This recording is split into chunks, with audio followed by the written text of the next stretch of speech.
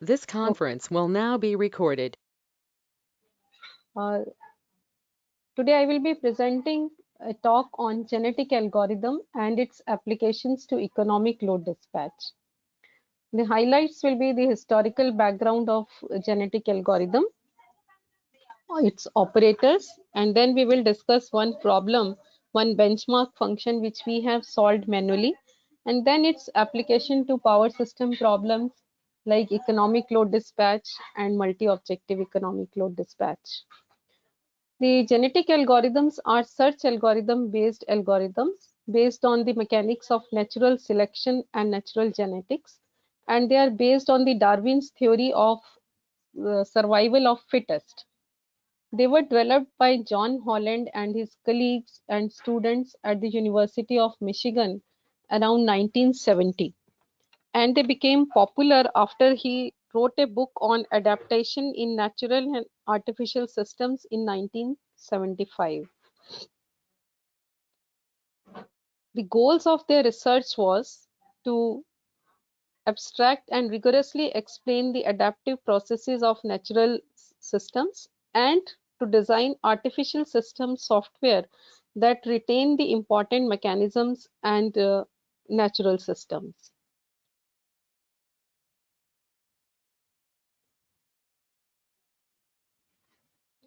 ये रह गया.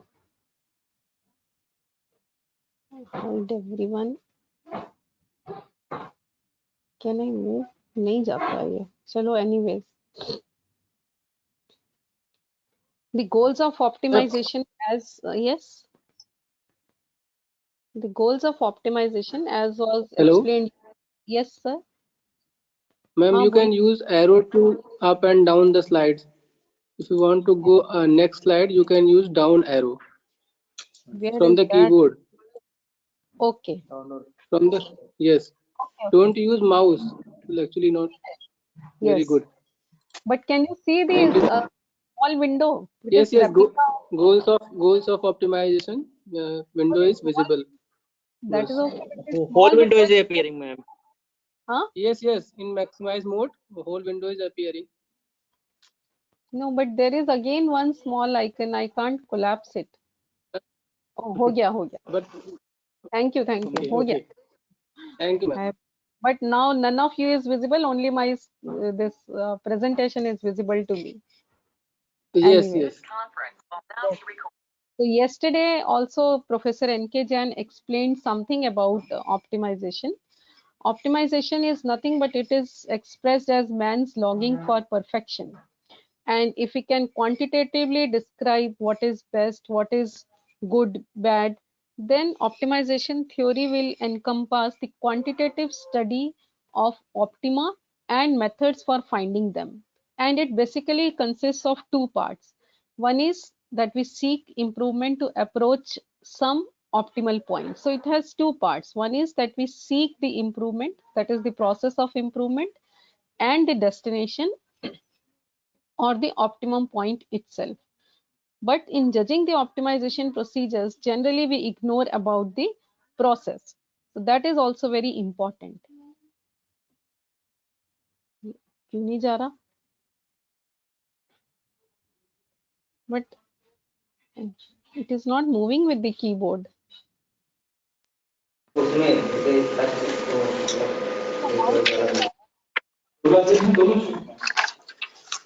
Mouse से जाता है, keyboard नहीं जा रहा.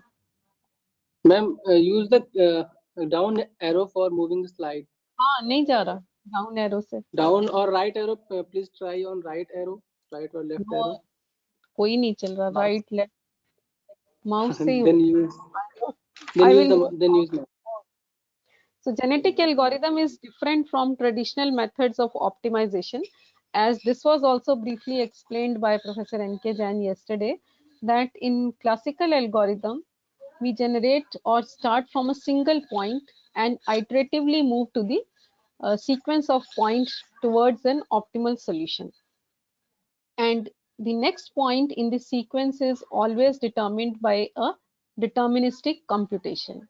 Whereas in genetic algorithm, we start from a population of points at each iteration, and that is also generated randomly.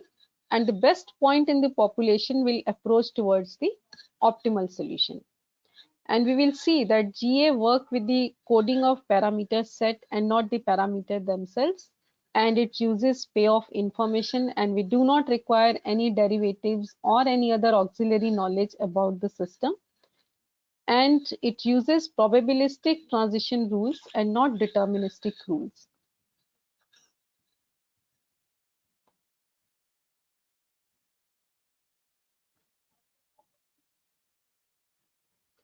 Now, the definition of natural terms, we see that there is analogy between the terms used by genetic algorithms and the natural uh, systems. For example, in natural way for human beings, we define chromosomes, which are built up of DNA, and in humans, they store the genetic information. There are 23 pairs of chromosomes, and genetic information on the chromosomes is stored in genes. So genes are basically coding the properties of the human beings, and allele is called the possibilities of the genes for one trait is called allele, and every gene has a unique position on the chromosome which is called as locus.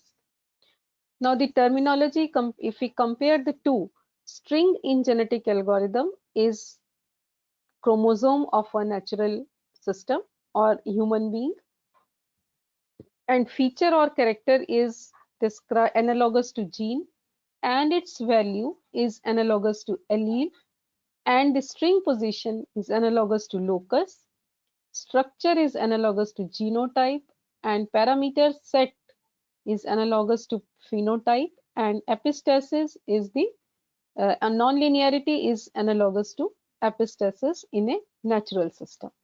Now, there are advantages of GA that it approaches towards the global optimum. Why? Because we are starting from a very wide search space, and they manipulate the decision variables at the string level to exploit the similarity among the high performance strings.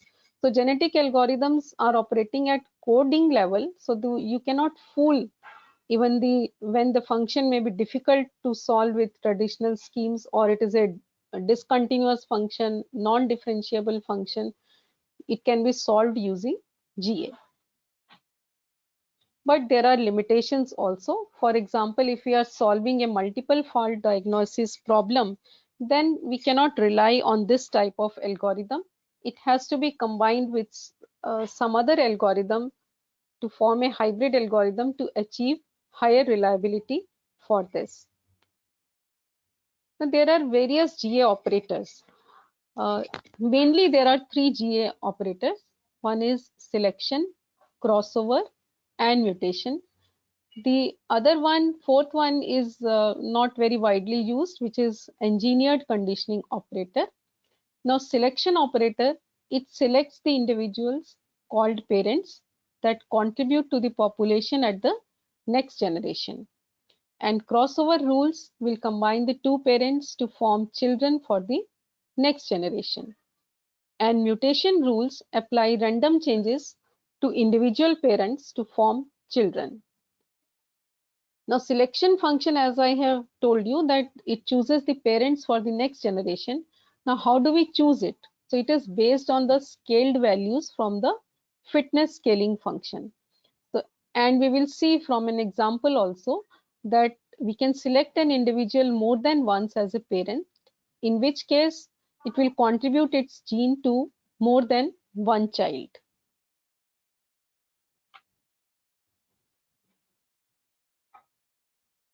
Now, using the selection operator, individual chromosomes are selected according to their fitness, which is evaluated. Now, using an objective function. An objective function actually is called a fitness function when we are using the genetic algorithm.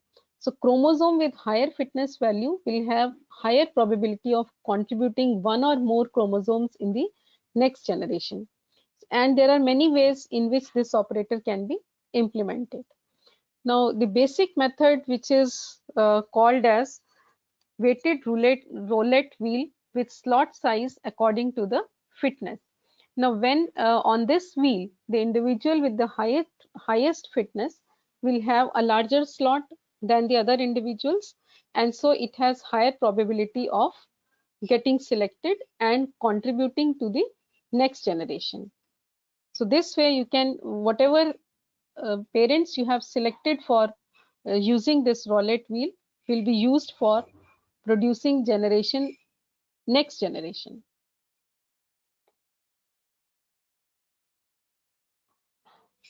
Now, as we have told that the purpose of crossover operator is to produce new chromosomes that are different from their parents, but they retain some characteristics of the parents. And there are two ways in which the crossover technique can be implemented. Generally, there is 1-point crossover and 2-point crossover. The 1-point crossover, two parent chromosomes are interchanged at a randomly selected point, and thus they will create two children. And in 2-point crossover, two crossover points are selected instead of just one crossover point, and the part of the chromosome string between these 2 points is then swapped to generate two children. And the research studies have shown that 2-point crossover gets better randomization than the 1-point crossover. Now, mutation. Some of the individuals in the new generation produced by selection and crossover are mutated. The most common form of mutation is to take a bit from the chromosome and alter it. Because we know that in natural evolution also mutation rates are very small. Mutation is actually the random changes taking place in a generation. So natural evolution, it is very small. So here also we set it to a low value, and it should also be experimented before it is implemented. And the practical aspect is that we want to include the member from outside having different gene to create the next generation, so that our search space is increased.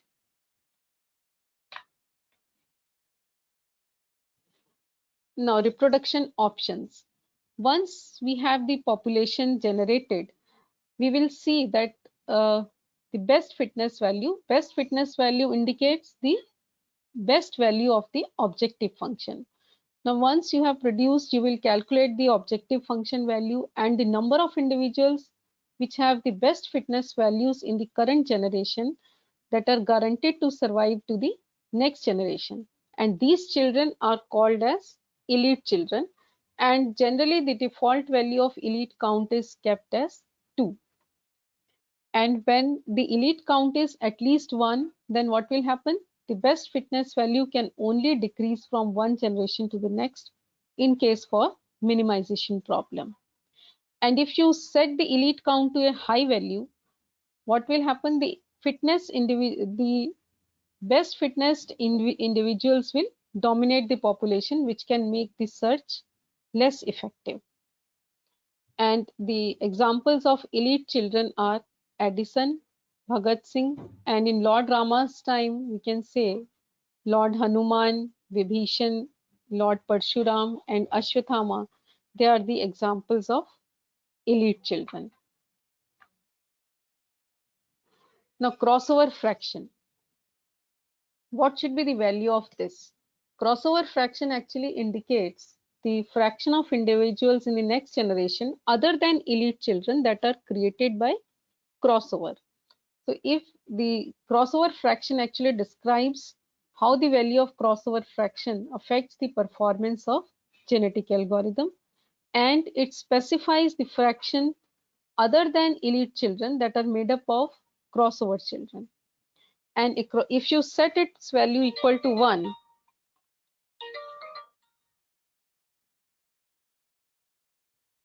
if you set the crossover fraction of 1, that means all children other than elite individuals are crossover children. And if you set the crossover fraction to 0, this means that all the children are mutation children. So neither of the extremes is an effective strategy for optimizing the function. So generally we keep crossover fraction to 0.8. Now let us understand 1-point crossover and 2-point crossover. Let us take two 5-bit strings 01101 and 11000. We select randomly the crossover point. Let us say we select it as 4, and this crossover position is indicated by a vertical line. Now this is the value of the string before crossover. We are applying this 1-point crossover at the 4th bit. So after crossover, string 1 will become 011, 0 and 0. Its 1 is now replaced by 0 of the second string. Similarly, the second string becomes 1100. It remains as it is, and its 0 is replaced by 1 of the first string. So we have created two children from crossover. So this was 2-point crossover, and 1-point crossover. Now let us understand 2-point crossover. Again, we take the same strings. Now here we select two crossover positions randomly as 2 and 4. So what will happen after crossover? The first bit will become 01, and the 00 of the second string will come to the first string, and its last bit will remain as it is. So between these two points, vertical points which have been indicated, the values of the bits are swapped. So in the first string, 10 is replaced by 00 of the second string, and similarly in the second string, its 00 is replaced by 10 of the first string. It is observed by researchers that 2-point crossover widens the search space and gives more accuracy than the 1-point crossover. Now mutation. Now let us take this string 10101. Now we choose randomly a bit. Let us say we choose 4th bit. Now we want to apply the mutation operator here. So we make it 1. That is, if it is off, we make it on. Off means it is 0, and on means it is 1. So this is randomly, we have chosen a bit and we change it. Now again, because it is an optimization algorithm, some stopping criteria must be used for stopping this. Generally, number of generations is used in almost all the optimization algorithm. So it will stop when the number of generations reaches the default value of generations. Suppose an optimization algorithm is not able to optimize a given function, then you cannot allow it to run for infinite time, and then it will stop after it has reached the maximum number of generation. And we can also use fitness limit as the stopping criteria. The algorithm will stop when the value of the fitness function for the best point in the current population is less than or equal to the fitness limit. Of course, there can be other stopping criteria as well, and in an optimization algorithm, we should use more than one stopping criteria so as to have an accurate solution. Now the steps, we will summarize these steps to optimize a function using genetic algorithm. First is to design the algorithm, which means that we choose the various parameters, that is population size, operators, and stopping criteria. And initially the population is generated randomly in binary form between the ranges of the variables, and this population in binary form is called string. Then this is decoded in decimal values, and of course they are scaled in the ranges defined by the variables of the function. Then we calculate the fitness value of each string. Now the individual strings are selected according to their fitness value for the next generation. The strings which have higher fitness, of course, have more probability to generate new population. Now we apply crossover to 80% of the population. We can use either 1-point, 2-point crossover to generate new population, and mutation operator is generally kept 0.1 or even less. 10% of the population it is applied. Now, if the stopping criteria is met, then we exit with the optimal solution and repeat the process again. Now, this is the flow chart for genetic algorithm. Whatever we have discussed has been depicted in this flow chart. This is Rosenbrock function. We will solve this manually as well as with the MATLAB GA toolbox of MATLAB to understand the basics of genetic algorithm. Now, this is the Rosenbrock function, and we choose the initial population size of 8. This is the range of variables, and we use bit string type used is bit string, and string size we have taken 5, that is 5-bit size population and population size of 8. Now this we apply this transformation, that is fx is equal to 1 upon 1 plus fx, so that this converts to a maximization problems, because in genetic algorithm we are actually maximizing the fitness value. So we convert this minimization problem to equivalent maximization problem by doing so. Now this table shows the iteration 1 of genetic algorithm. This SS1 and SS2. This is the population of variable x1 and x2. You can see that this is the population size of 8, and each has bit size of 5. 5 bits are there, so string size is 5 and you have population size 8.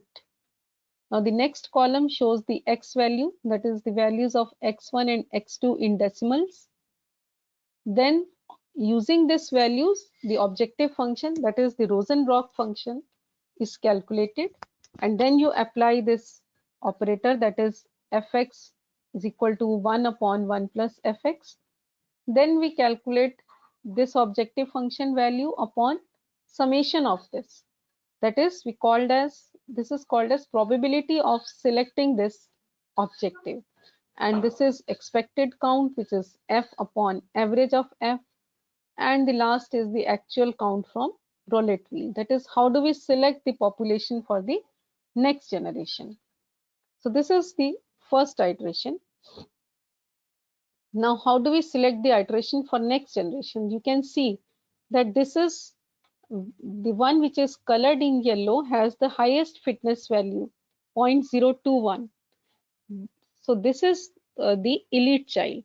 So one is that we will select this for the next generation, and so remaining are 7, and on 0.8 of the remaining population, that is 80% of the remaining population, we perform crossover, and the one is remaining, and for that we use the mutation operator for that.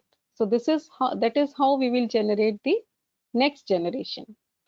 This we have discussed, that elite child is one which is having the best fitness value, and in this problem we have colored it with yellow, which is called as elite child, and its string value is of course this one, 0.021, and string value is 01110 and 01100.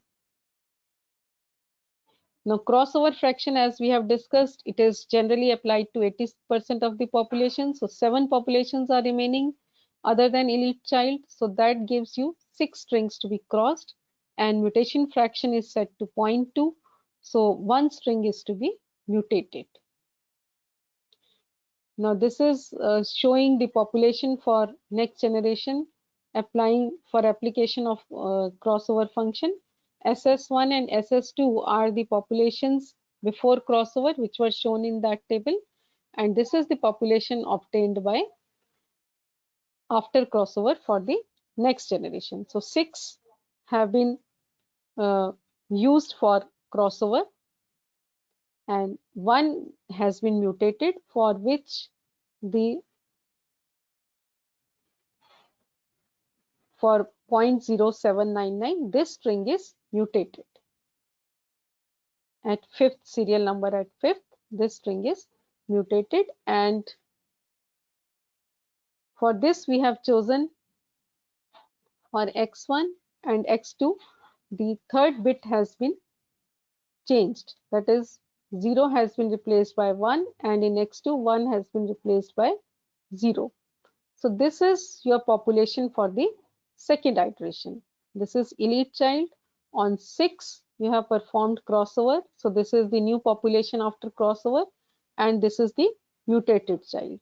One thing we have to keep in mind, that our population size should remain same when you are moving to the next generation. We can, if you see this table, 0 means that this population will not participate in the next generation. This also is 0. So these are not going to participate in next generation, but still then the other population has to be used twice. So one with higher fitness values we have chosen to participate for the next generation. And so our population size remains the same. Now these are the results of iteration 2. Again, we have calculated the objective function value, and you will see that the first value itself, which is 0.049, it is the best fitness value. And the sum is, of course, sum and average is shown here. Now we have, if you observe that the average fitness value is increased. In the previous iteration 1, it was 0.049, and now it is 0.0. Sorry, in this iteration it is 0.049, and previously it was 0.021. That means our direction is correct, and we are approaching towards the optimum value, and the x value corresponding to the best fitness value is x1 equal to 0.5806 and x2 0.773. And after that, again, GA operators were used to produce the new population, but the new population in third iteration did not improve the average fitness value. So the algorithm was stopped, and this was taken as the final point, because this was all being done manually just to understand the basics of genetic algorithm. Now the same thing was repeated using GA toolbox of MATLAB. The population size by default it is 20. It was kept the same for all the 4 runs, and we could see that the function value was different in all 4 runs, and x1 x2 value was also different. So what do we compare between using the MATLAB toolbox and regarding hand computation? We have seen that even though the initial population size is same, GA tool returns different answers for the same problem. Why is it?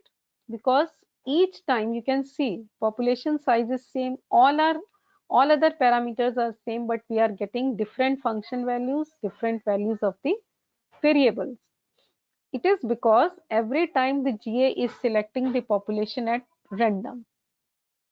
But if we choose, we have seen this, if we choose the string type as bit string, then we get the perfect answer. But in GA toolbox, the default string type is used as double vector. And regarding hand computation, as we have seen in 3 iterations, that we did not get the accurate answer, but accuracy can be improved by taking larger initial population size, increasing the string length, and using 2-point crossover. To understand this, we have taken different population sizes and different bit sizes. These are the 4 combinations for which again we did manually all the computations, and these are the results for Rosenbrock function for bit size 9 and population size 10. This is the generation 1,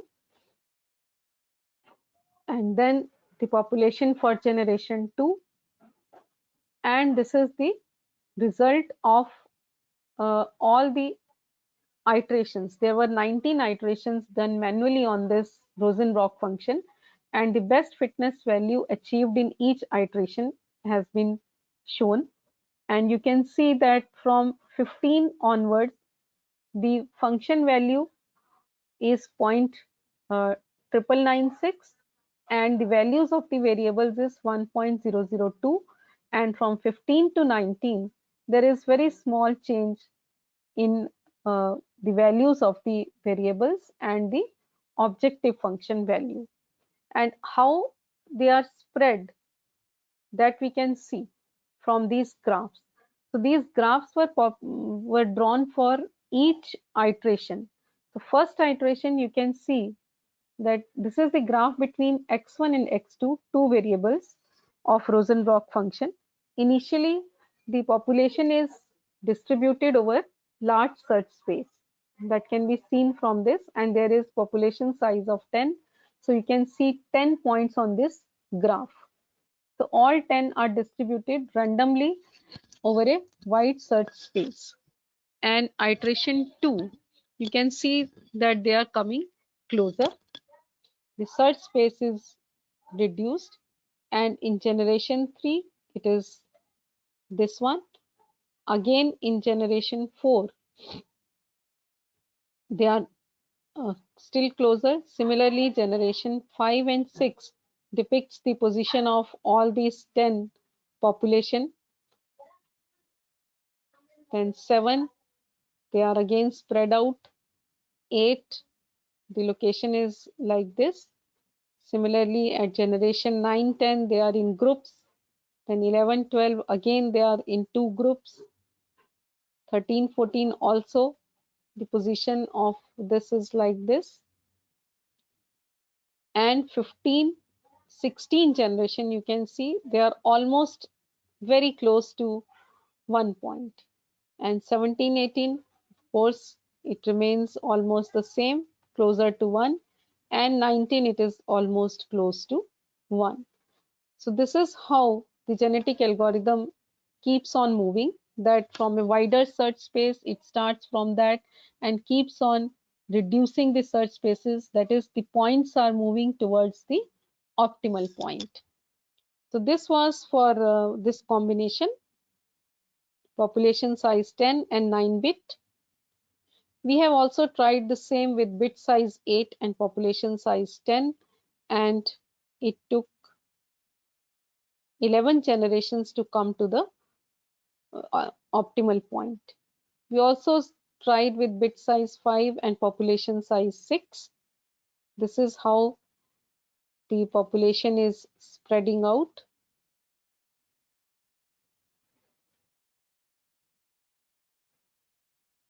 And again 11 generation it took.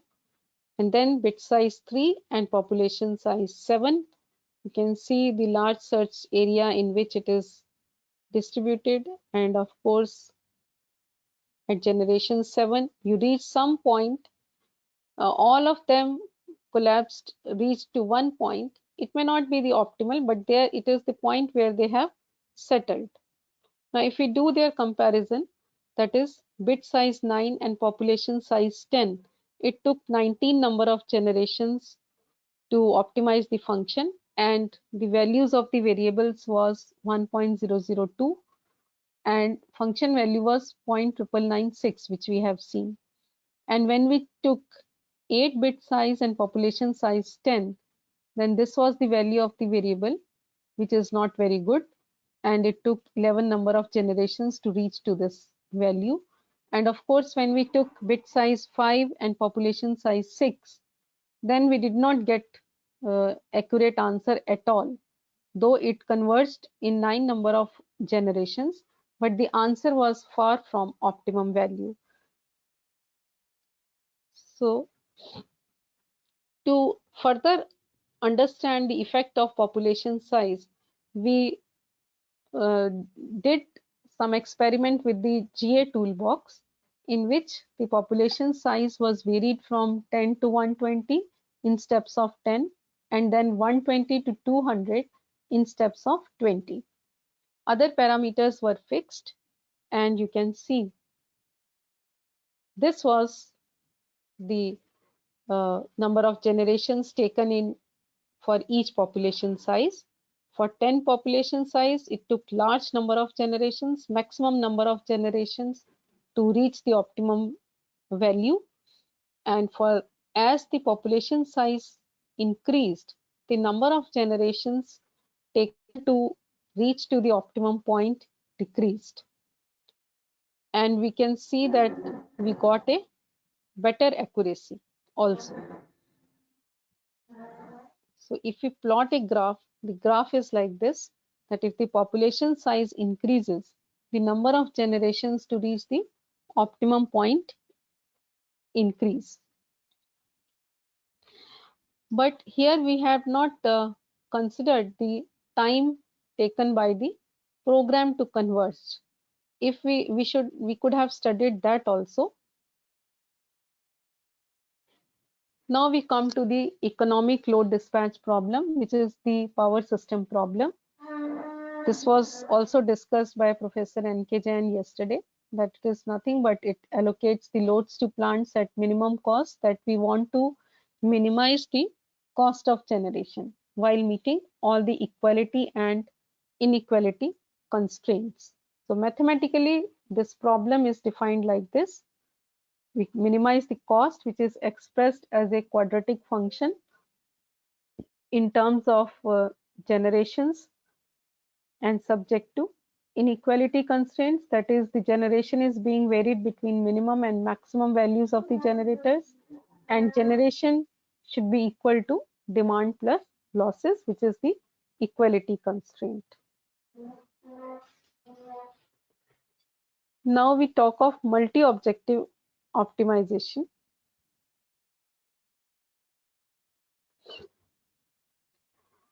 In conventional optimization, we optimize only one objective, which is the most important. For example, if we consider cost of generation in case of power system problem, this is one of the important objectives. But in practical life, there are situations where more than one objective are important. For example, cost of generation and system transmission losses both are equally important to us. So in multi-objective optimization, more than one objective is simultaneously optimized. The multi-objective optimization problem, which has n decision variables, m constraints, and h objectives, is written mathematically like this: minimize z. Now in this, z is a function of z1, z2, zh, where all these are the single objective functions. They have just been written.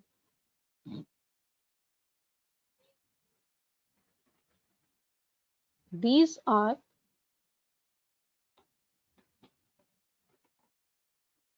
this z1 is a single objective function, z2 is again a single objective function, and zh is also a single objective function, but they have all been considered together, and z, this one, is a multi-objective function which comprises of all these single objective functions. So they have just been written, and x1, x2, xn, they are the decision variables of the problem, and m are the inequality constraints, and n is also the inequality constraint.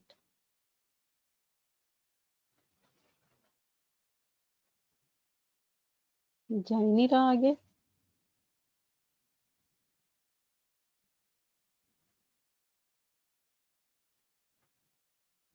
Why it is not moving? My God. This is not moving. Ma'am एक बार slide show से escape out होके दोबारा next मतलब normal presentation देखिए एक बार, escape की press करके slide show से बाहर आ जाइए. Right, मे so बी escape दबाना पड़ेगा ना? Yes ma'am, yes may Escape B से कुछ भी प्रॉब्लम क्या? पहले तो हाँ मैम चला शायद गया. चला ये तो गया. भी अब हो गया सर. हाँ मैम आ गया, वो एक्चुअली हैंग हो गया था शायद सिस्टम। अब ठीक है, आ गया मैम। नेक्स्ट। ठीक है। सो एडवांटेजेस ऑफ, ये इरेजर नहीं आएगा इसमें, चलो बाद में कर देंगे ये सब। Now the advantages of multi-objective optimization. This promotes the appropriate roles for participants in planning and decision-making process, and you have wider range of alternatives available with you, and the perception of the problem will be more realistic if many objectives are considered. Now we consider multi-objective economic load dispatch problem in 2D space. Now in 2D space means that we are actually considering two objectives of the power system simultaneously. So one is cost of generation, the second is system transmission losses, and this F is nothing but it is the multi-objective function, and FC and FL are individually cost of generation and system transmission losses. Cost of generation we have already discussed. Transmission losses are expressed in terms of B coefficients. Now this is formulated using constraint method, and then we use genetic algorithm to generate the non-inferior set for IEEE 5, 14 and 30 bus systems in 2D and 3D space. 3D space we will later on we will discuss. Ideal point was also discussed yesterday by Professor N.K. Jain. Ideal point is actually the point which is at which both the objectives are having their minimum value. So it is represented as Z1 min and Z2 min. It is an infeasible point, and target point is the one which has been chosen according to the satisfaction level and requirements of the decision maker. This is also called as target point, also called as best compromise solution. The non-inferiority also was explained yesterday. I will quickly go through this, that a feasible solution to a multi-objective optimization problem is non-inferior if there exists no other feasible solution that will yield an improvement in one objective without causing degradation in at least one of the other objectives. It means simple, that if we want to improve one objective, then the other objective has to deteriorate. And graphically also it was explained yesterday by this graph by Professor N.K. Jain. This the dotted area is infeasible region, and above the non-inferior curve it is the feasible region. So this curve AEDFB, this forms the boundary of the feasible region. This is actually the non-inferior curve, and all the solutions lying on this curve are non-inferior, that is AEDFB. They are all non-inferior solutions, because if you want to move from A to E, of course there will be reduction in Z2, but some degradation in Z1 will be there. Degradation means some increase in the value of Z1 will be there, because we are talking of minimization problem. Now there are various generating techniques for generating non-inferior solution: constraint method, weighting method, non-inferior set estimation method, multi-objective simplex method. Out of these, we have used constraint method.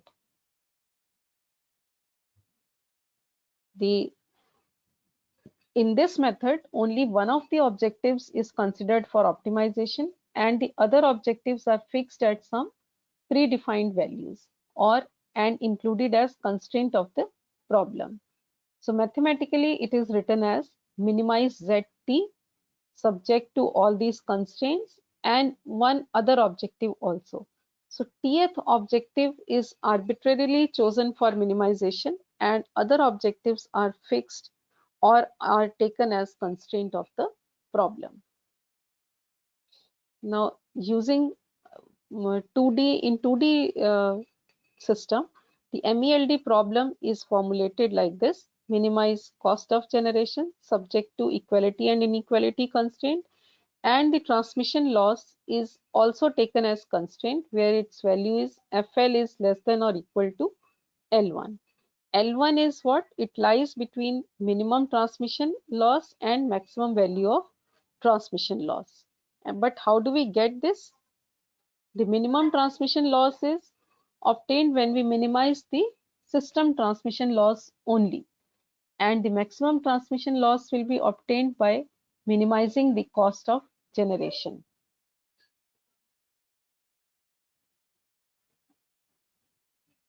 And in this case, the target point has been obtained by maximization of minimum relative attainments method.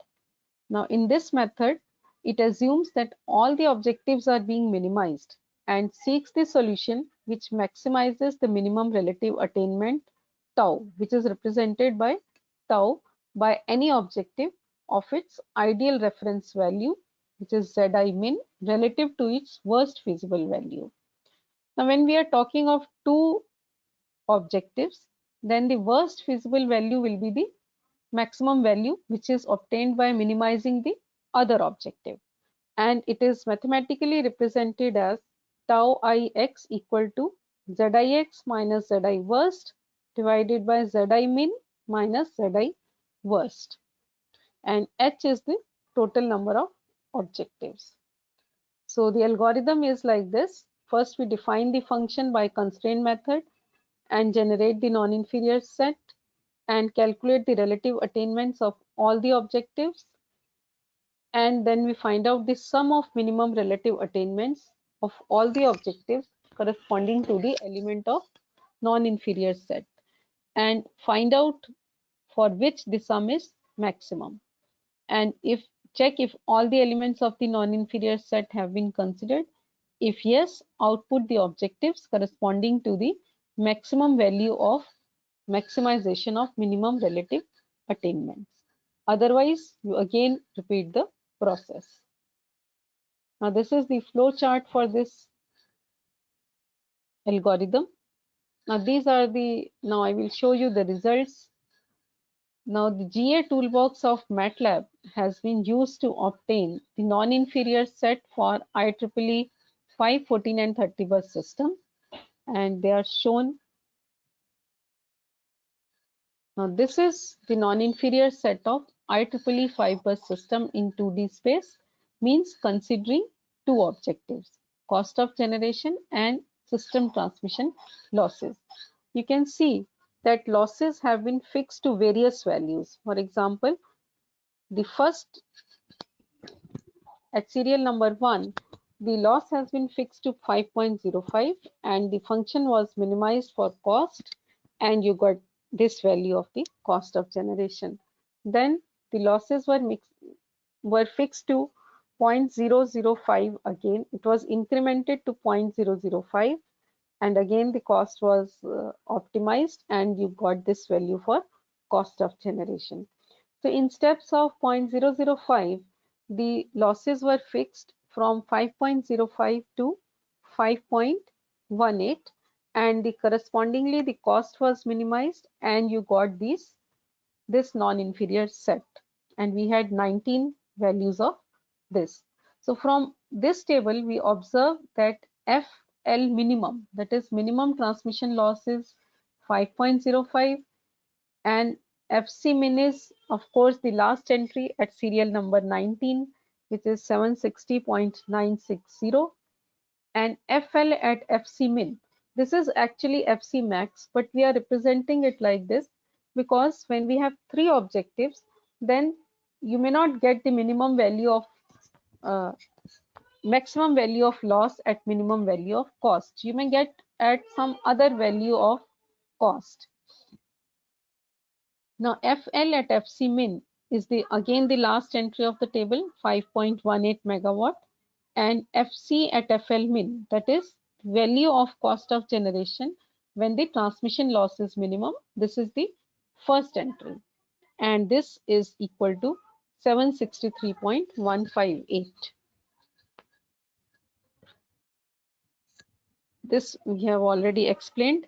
Then the relative attainments of both the objectives are obtained and they are represented in this table. First is cost of generation, then minimum relative attainment of the cost, then transmission losses, then its relative attainment, and the last column shows the sum of minimum relative attainments. So you can see the first, because it was entry corresponding to minimum transmission loss, so the relative attainment of cost is 0. And because the transmission loss was minimum 5.05, so its relative attainment is 1 and summation is of course 1. Similarly, for all other objectives, for all other non-inferior elements, we have calculated the relative attainments, and the last column show the sum of relative attainments, that is sum of tau c plus tau l. And we see, now we find out for which this sum is maximum. So it is maximum for this entry, which is shown in red color. So in our case, we will take this as the target point. Now this is graphically, we have shown the non-inferior set, that is on x-axis it is the transmission losses, and on y-axis it is the cost of generation. All the 19 points of the non-inferior set have been shown in this graph. Now they have also been compared with other techniques with the help of which we have determined the target points. TP1 was the target point obtained using ideal distance minimization method, and TP2 is the target point obtained by using surrogate worth trade-off technique, and TP3 is the target point obtained by this proposed method. And of course the IP, which is shown in red, it is the ideal point. Ideal point, as we have discussed, it is the one where both transmission loss and cost of generation are minimum. So this origin represents the ideal point. So from the non-inferior, this was regarding the 5-bus system. Similarly, we have determined the non-inferior set of IEEE 14-bus system, and we observed all these FL min, FC min, FL at FC min, and FC at FL min, and the target point obtained was this. Again, this shows the non-inferior set of 14-bus system. And again, this target point obtained by the proposed method has been compared with other two techniques with which we had already determined. Similarly, the non-inferior set of IEEE 30-bus system was obtained, and these are the values of FL min, FC min, and FL at FC min, and FC at FL min, and this is the target point in 2D space. This is the non-inferior set of IEEE 30-bus system. Again, it is compared with other two techniques in this figure, and this table summarizes the target points obtained by maximization of minimum relative attainments considering two objectives. And this shows the comparison with other two methods. The first column is the ideal distance minimization method, second is surrogate worth trade-off technique, and third is the proposed technique. And then qualitatively, to understand, we have determined the distance of the target point from the ideal point in each case. So ideal point of all these three systems is written in the second column, and the distance of the target point was calculated using this for all the three methods. So you can see that the proposed technique, which is the last column, for 5-bus and 14-bus, the distance is minimum, whereas for 30-bus, the target point obtained, it is at minimum distance obtained by ideal distance minimization method. Now in 3D space, 3D space means we are considering three objectives of power system here. Cost and loss we have already discussed. Then the environmental pollution. Environmental pollution is also described as the quadratic function of generations. So it is alpha, beta, and gamma. They are the emission coefficients of ith generator.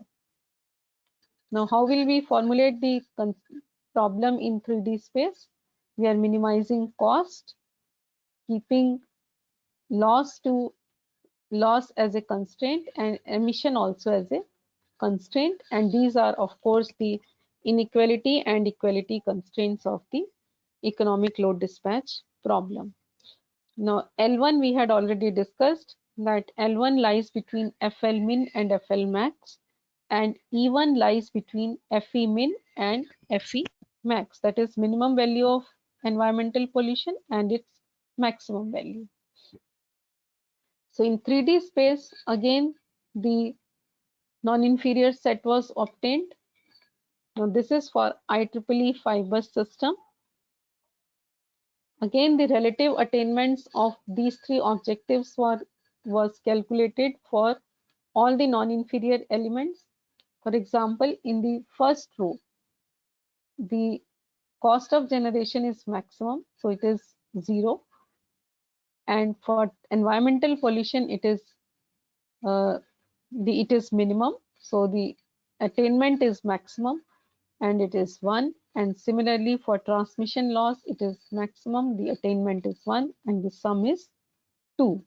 The same way we have obtained calculated the relative attainments of all the non-inferior elements, and the last column shows the sum of relative attainments, and we can see that it is maximum for this entry, which is shown in red. And the last entry, you can see it is minimum cost, and the transmission loss, it must have been maximum, and similarly the environmental pollution is maximum. Now we would like to represent the non-inferior set in 3D space. So what we have done is we have taken IP as the origin, which is represented as 0, 0, 0 of the 3D curve, and the percentage distance from this origin, that is for all the non-inferior points, we have calculated the percentage distance from origin along x-axis, along y-axis, along z-axis. So along x-axis, it was for transmission losses FL minus FL min upon its FL max minus FL min. Similarly, the percentage distance from origin along y-axis, it was FC minus FC min upon FC max minus FC min. Similarly, along z-axis, it is for the environmental pollution.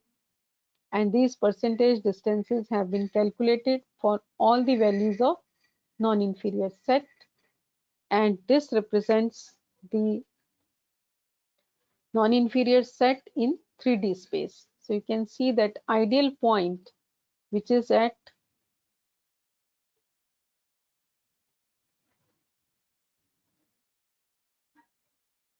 this is the ideal point. This origin represents the ideal point. Okay, and distance for all the non-inferior point has been relatively shown on this 3D curve, and this is our target point. So this is for IEEE 5-bus system.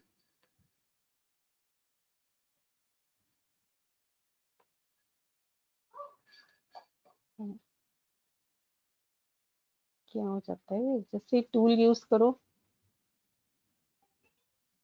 Now again it has stopped.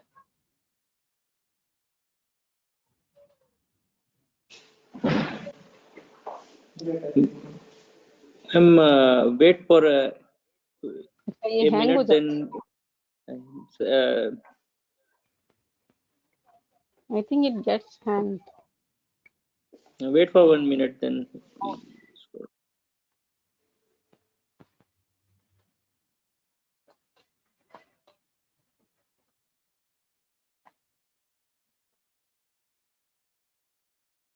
कुछ भी select नहीं हो रहा.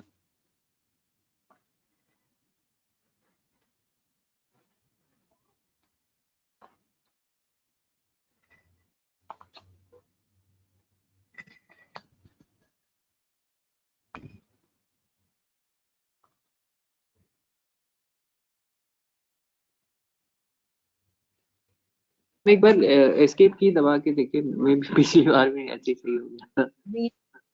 Escape भी नहीं दब रही। हाँ हो गया हो गया हो गया। ठीक हो गया। ये अब स्लाइड शो चल ही रहा है फ्रॉम द करंट स्लाइड। हम हाँ आ गया।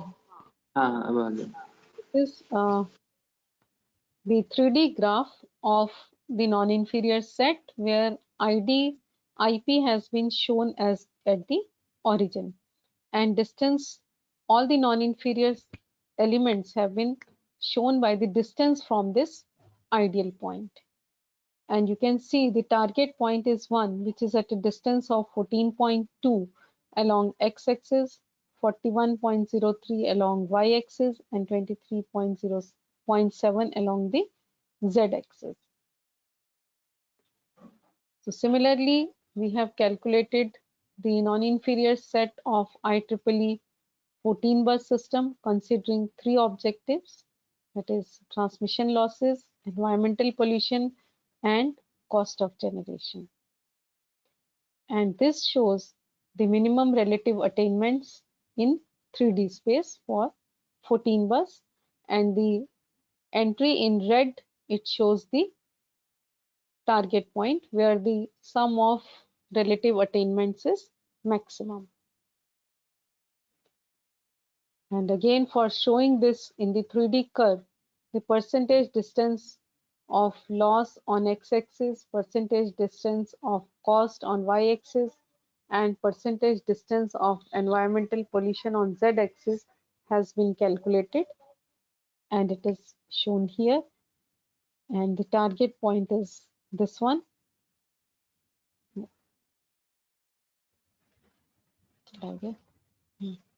This is the target point.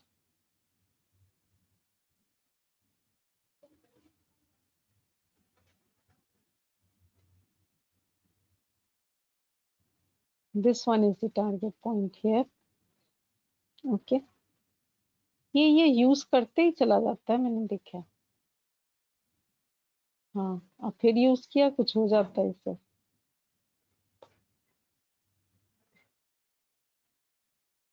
इसके नहीं है। हाँ अब आ गया। The non-inferior set for 30 bus system was also obtained in 3D space. This shows the minimum relative attainments of all the objectives, of all the 3 objectives, and the one shown in red is the target point for the 30 bus system where the sum of relative attainments is maximum. Again, we have shown this in 3D. This is the graph for 30 bus system. Again, ideal point is at the origin, and this is the target point, and its corresponding values are shown in red in this table.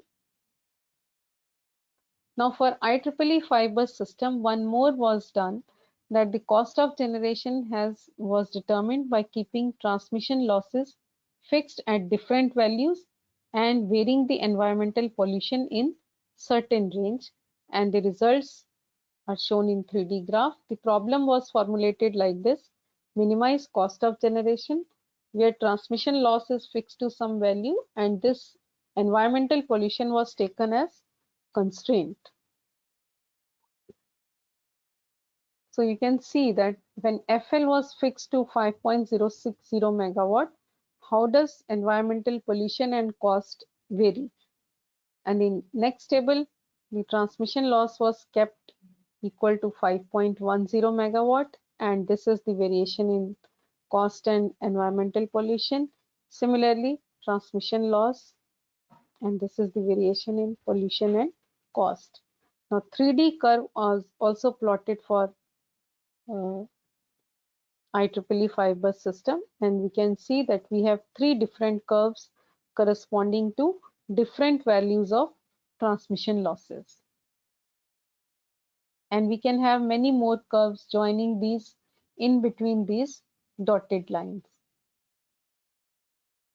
Now, if we conclude from this that what we did in this was we implemented GA on Rosenbrock function for various combinations of bit size and population size, and it was observed that combination 1 and 2, where the bit size of 9 and 8 was chosen for a population size of 10, the function converged at near optimal value. But when the bit size was small, 3 and 5, and population size was 7 and 6, the function did not converge to an optimal value. So we can conclude that the population size and bit size should be large so that it can support sufficient genetic variation and therefore higher accuracy can be achieved. And the focus was mainly on the simultaneous minimization of 2 and 3 objectives of power systems, that is cost of generation, system transmission losses, and environmental pollution. And this problem of multi-objective economic load dispatch has been formulated by constraint method, and we used GA toolbox of MATLAB to generate the non-inferior set for IEEE 514 and 30 bus systems in 2D and 3D space, means considering 2 objectives in 2D space and 3 objectives in 3D space. And the target point in both cases has been obtained by maximization of minimum relative attainment method. And this proposed method was compared with other 2 methods which we had already done, that is ideal distance minimization method and surrogate worth trade-off technique. And we have seen that this technique is computationally fast and it has no limitation in handling more than 3 objectives. This was also observed that if cost of generation increases, then system transmission losses and environmental pollution decrease and vice versa, but they may not always follow this behavior in all the domains. For example, if you observe from, let us say this IEEE 5 bus system, you can see that when cost of let me show the non-inferior set itself.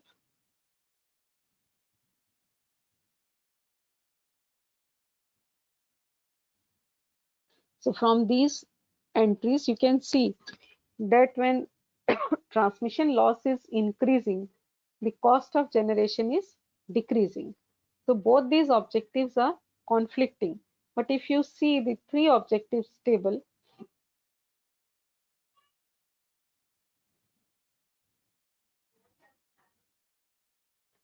if the cost of the transmission loss is increasing, cost of generation is decreasing, of course, but you will see that the transmission loss is also increasing when the environmental pollution is also increasing when transmission loss is increasing. So we can say that cost of generation and transmission loss are conflicting, and similarly cost of generation and environmental pollution are conflicting, but environmental pollution and transmission loss, they are supportive in behavior, but it may not be true for all the domains of the optimization. So the objectives may not always follow the conflicting and supportive behavior in all the domains. So these are the references, and thank you. Now, any questions if you would like to ask? Good afternoon, ma'am. This is Jain Tripathi from Government Engineering College, Manpuri. Madam, I would like to ask you that I have read many papers in optimization algorithms, and the authors have talked about heuristic and meta-heuristic algorithms. There are many algorithms. So how do we categorize that a particular algorithm is a heuristic or meta-heuristic? And one more question is, madam, there is a software GAMS. So in that also we optimize our objective function. So how this GAMS is different from these optimization algorithms like gravitational search and cuckoo optimization? Thank you. See, all these heuristics and meta heuristics optimization algorithms means they are using some database for the optimization.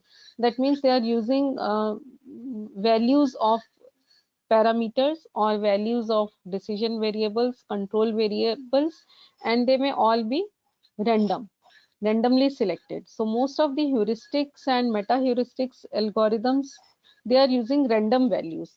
And as far as you are talking of this other algorithm, I have not gone through that. And of course, these days many algorithms are coming up: cuckoo search, ant colony optimization, gray wolf optimization. What I have experienced is that more or less they are the strategy is same. For example, yesterday Professor N.K. Jain was talking of particle swarm optimization, and today I have talked about genetic algorithm. Both start from a wider search area, and both are using their initial population randomly. So we are starting from a very wide search space so that we have option of choosing the optimal point, and slowly that space or all the particles are moving towards one. So this is the basic idea. Otherwise, I think you were asking about games. I have no idea about that. Ma'am, if the objective function is non-linear, then this genetic algorithm would be useful, or we need to go for some non-linear objective optimization algorithm. No, all these algorithms like PSO, GA, Gray Wolf optimization, whatever these algorithms are coming up, you don't need to find out the derivative of the function. So they work best on nonlinear functions or discontinuous functions. That you can do. Okay, ma'am. Thank you. Okay. Ma'am, I would like to add this GAMS software actually is some optimization tool just like MATLAB. It has packages which has different techniques integrated into it, and Okay. it is useful because it is industry recognized actually. So MATLAB results are sometimes not GAM, accepted as GAMS. in the real world. GAMS, yes, ma'am. He's asking about GAMS software actually. No, So I it have is not seen just that. like, ma'am, it's just like a MATLAB software actually. It has Okay. inbuilt packages, solvers actually in it that Uh-huh. that have different codes, and you can just code your problem and use that solver to get some solution out of it.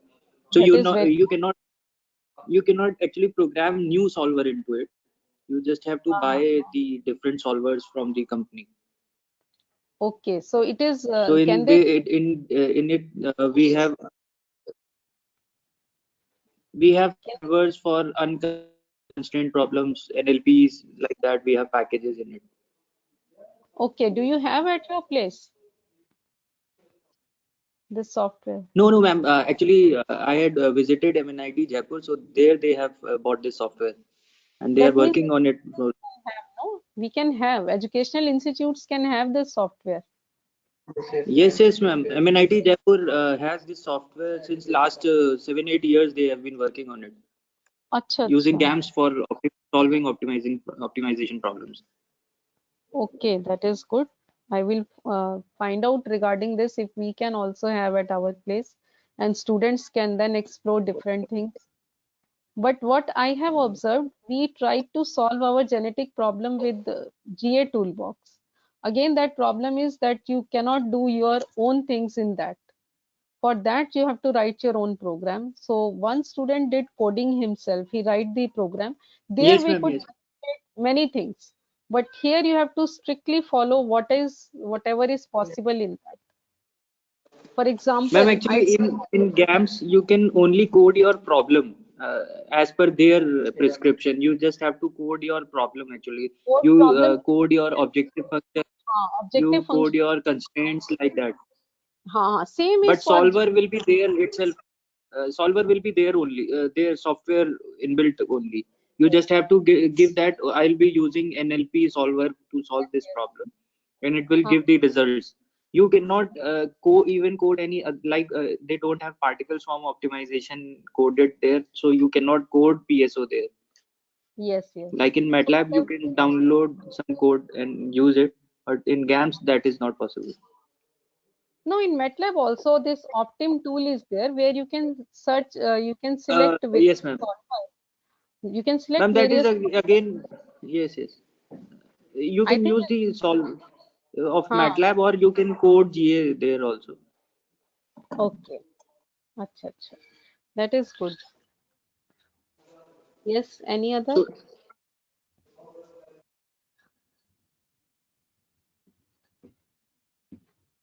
the other participant has any other query, can ask, ma'am.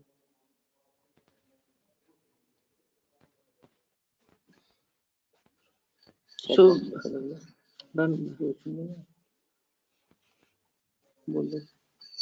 ma'am, ma'am, I would like to invite you to the valedictory session at 4 p.m. So, if you can rejoin using the same link, you will be back to this session.